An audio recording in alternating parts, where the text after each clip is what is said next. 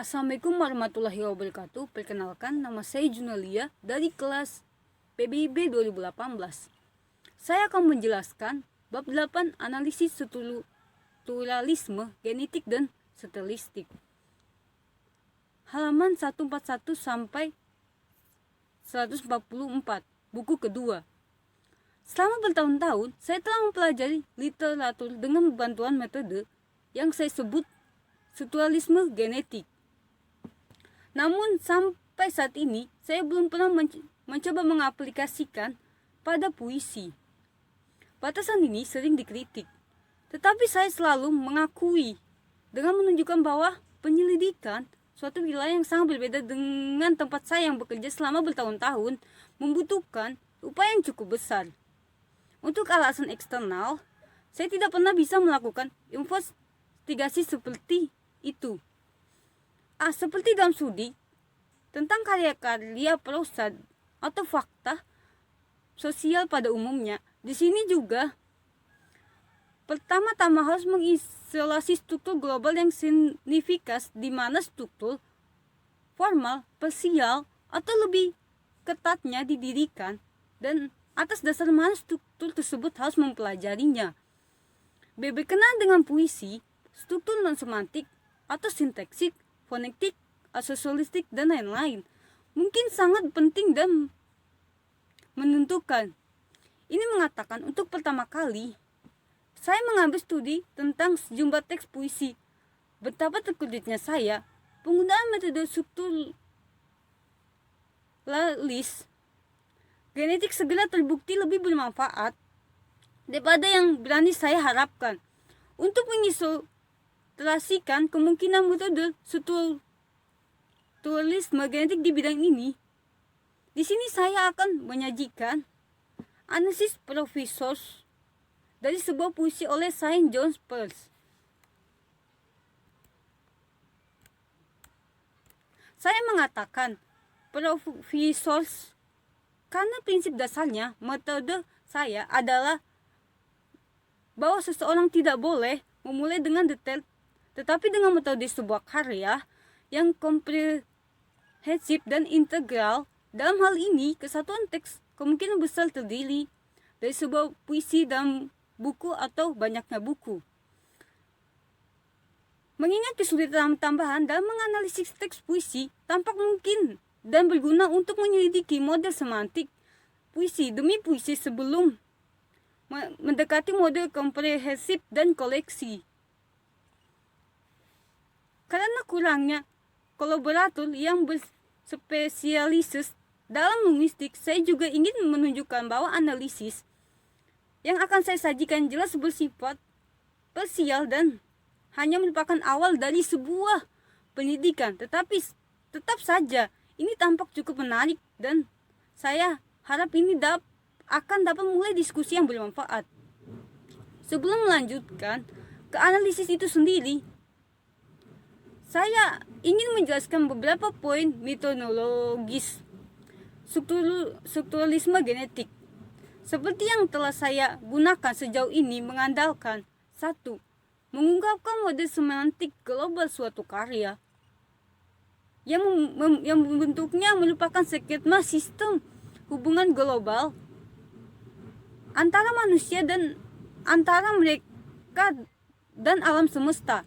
Yang kedua, studi sosiologi tentang asal-usul model ini dalam kecenderungan dinamis dari kesadaran kolektif kelompok-kelompok sosial tertentu.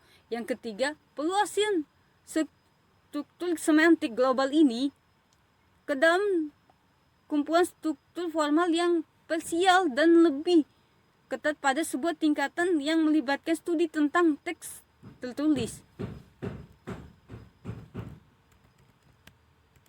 Jelas, dalam pekerjaan berikutnya, kami tidak peduli dengan poin kedua.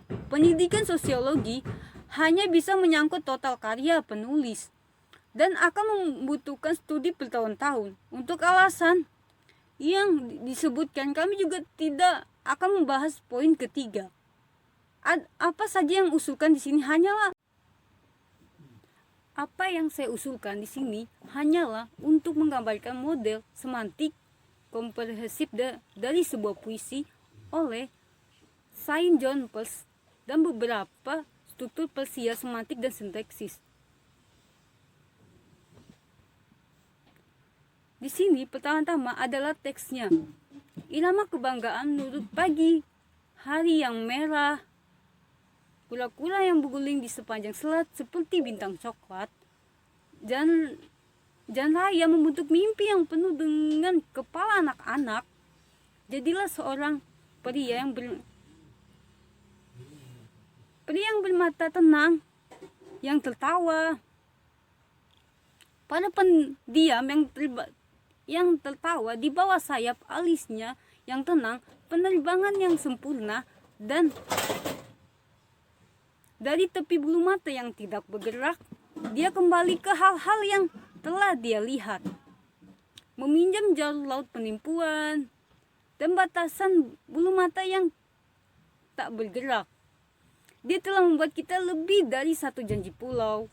Seperti yang dia mengatakan kepada seseorang, dan dialah yang setuju dengan kapten kapal.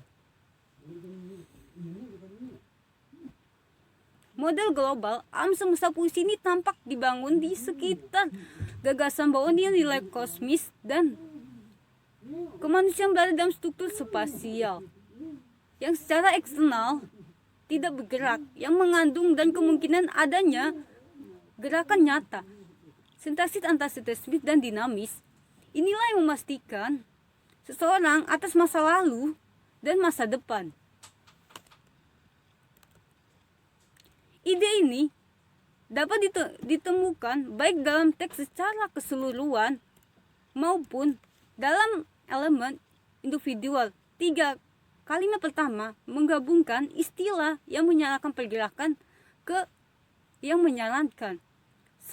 Nasis atau real, termai, dan mones atau bukti seperti pada di atelis, berguling dan selat, membentuk mimpi dan perintis. Kemudian kita sampai pada cerita manusia. Jadilah laki-laki adalah otonom.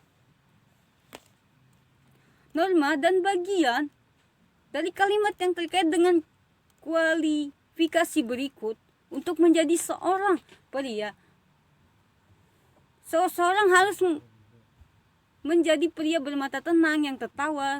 Seorang pria pendiam yang tertawa di bawah sayap alisnya yang terang. Ini mewakili kesempurnaan dalam puisi itu.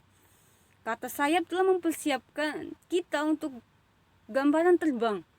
Kedua menunjukkan burung yang meloncat, yang tumbuh tetap tidak bergerak saat maju. Ditambahkan ke deskripsi spasial ini adalah waktu, tindakan, dan nilai. Sosok yang bergerak, yang tertawa, dan karena itu bergerak tanpa bergerak seperti burung melayang, kembali ke dalam imobilitas dinamisnya terhadap hal-hal masa lalu. Dia maju menuju laut, jurang, atau dalam penampilan stagnan tapi kaya dengan jalan. Hal ini memungkinkan dia untuk menjanjikan pulau-pulau asalan atau kebahagiaan untuk terbangun dalam harapan muda di masa depan, dan untuk setuju dengan orang yang mengendalikan kapal sains.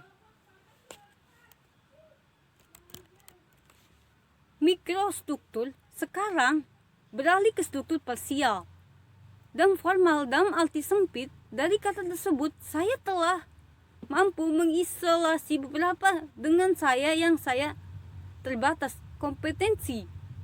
A. Bentuk umum puisi terdiri dari 2 elemen statistik, 3 garis sintaksis atau semantik di awal dan akhir puisi yang menyarankan semacam wadah simetris. 3 garis sintaksis